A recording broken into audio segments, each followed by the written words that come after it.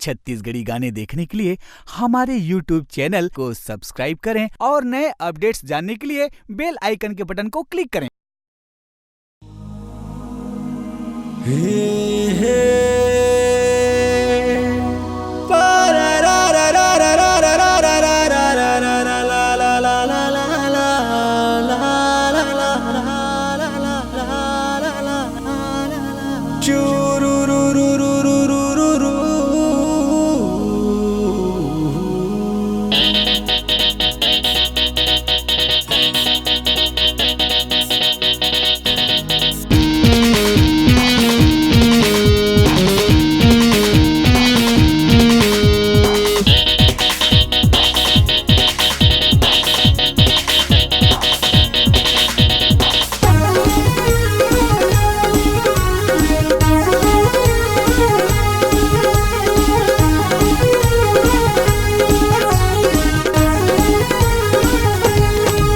मुर्रा तो खाते हैं जाने मन लाई क्या करेगा, इश्क तो करते हैं तेरा दाई क्या करेगा, इश्क तो करते हैं तेरा दाई क्या करेगा। मुर्रा तो खाते हैं जाने मन लाई क्या करेगा, इश्क तो करते हैं तेरा दाई क्या करेगा, इश्क तो करते हैं तेरा दाई क्या करेगा।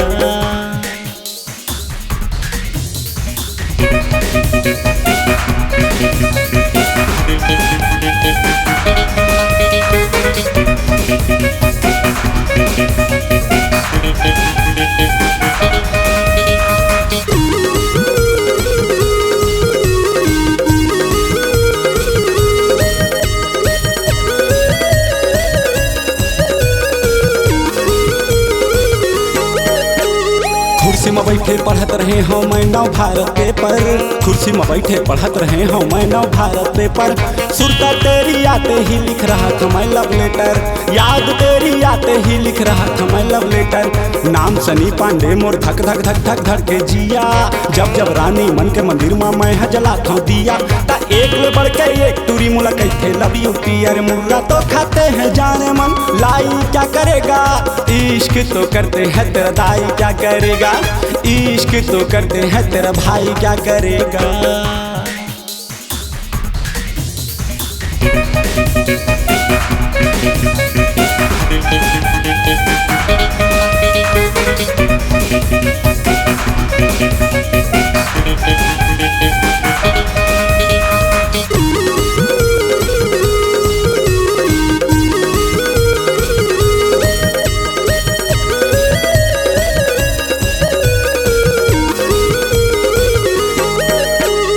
अपन हाथ ले गजरा बना के तोर चुंदी में सजा हूँ, अपन हाथ ले गजरा बना के तोर चुंदी में सजा हूँ। चढ़ती जवानी में मार के बम्बू प्यार करेला सिखा हूँ, चढ़ती जवानी में मार के झम्मू प्यार करेला सिखा हूँ। चावल भरी है थाली शरबत पानी भरी गिलास रे, चावल भरी है थाली शरबत पानी भरी गिलास रे। जाने मन तेरी याद में मुझको भूख लागे न प्यास रे। मुर्रा तो खाते हैं जाने मन लाई क्या करेगा, इश्क तो करते हैं तेरा दाई क्या करेगा, इश्क तो करते हैं तेरा भाई क्या करेगा।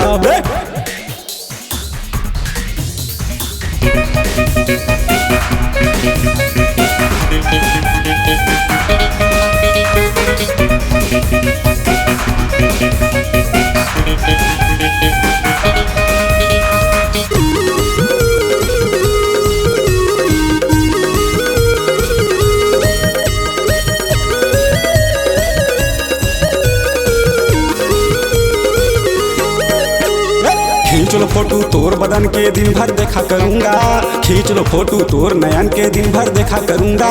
लिख के लव लेटर तोर घर के खिड़की ले फेंका करूंगा, लिख के लव लेटर तोर घर के खिड़की ले फेंका करूंगा।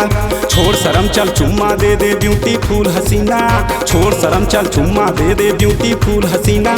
जो भी जवानी में प्यार नहीं करता है होता कमीना रे। मुर्रा तो खाते हैं जाने मन लाई क्या करेगा, इश्क तो करते हैं तेरा दाई क्या करेगा, इश्क तो करते हैं तेरा दाई क्या करेगा, मुर्गा तो खाते हैं जाने मन, लाई क्या करेगा, इश्क तो करते हैं तेरा दाई क्या करेगा, इश्क तो करते हैं तेरा दाई क्या करेगा, प्यार तो करते हैं तेरा भाई क्या करेगा, मोहब्बत करते हैं तेरा दाई क्या करेगा, भारी माया कर थो तोला भाई क्या करेगा, प्यार तो करते हैं तेरा भाई क्या करेगा।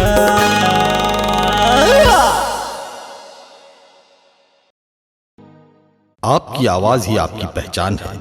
यदि आप अपनी आवाज को एक नया आयाम देना चाहते हैं तो चले आइए मल्टी ट्रैक डिजिटल रिकॉर्डिंग के लिए AVM audio video studio Khamtarai Raipur. Mobile number 9301523929 और 7869646201। यदि आप नए एवं पुराने गीत सुनना चाहते हैं तो avmgana.com में जाकर गाना फ्री डाउनलोड करें और YouTube चैनल में AVM गाना को सब्सक्राइब करें।